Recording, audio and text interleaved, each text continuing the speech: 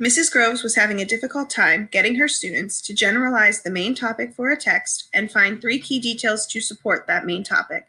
She was noting that the students were pulling the first, second, and third sentences from the passage or story without really any regard as to whether it fed into what the main topic was all about.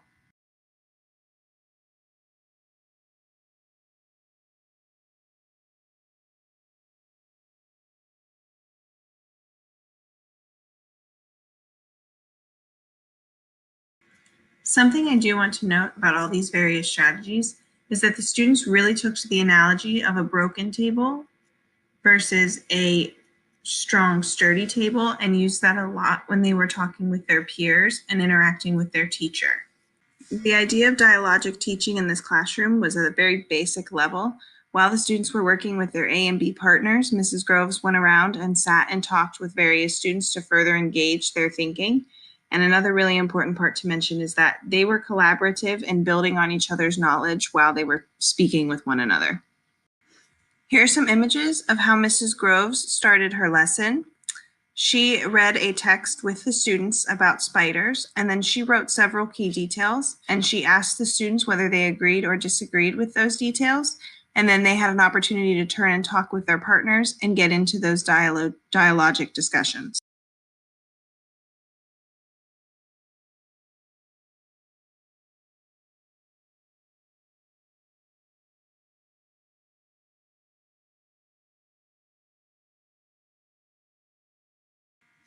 While the students were independently reading their stories, I was very impressed with their behavior. They all found a spot in the room, they read quietly, and then they promptly went back to their seats and wrote the main topic from their story. And they even wrote it in a complete sentence on their Post-it notes and wrote, "The main topic of my story was." Very cool to see.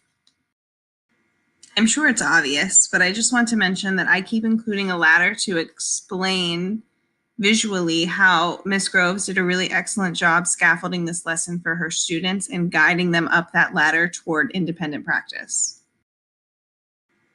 Here are some adorable pictures of these super precious kiddos hard at work in their small groups discussing the key details from their stories. Here's another image of the students writing the key details, and the one student with the picture on the right was so proud of themselves for the key detail that they wrote that they just had to have me take the picture. And how can you say no? Ooh, that's a fun page right there, Clara. What's happening right there? Is that grass? Leaves. I can tell without looking at. So what can we say about a giraffe's tongue?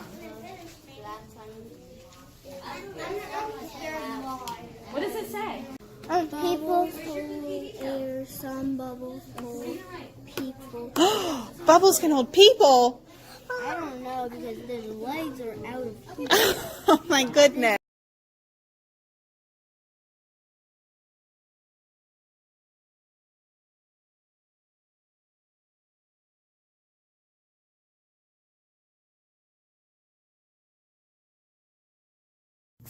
Talk about your main idea.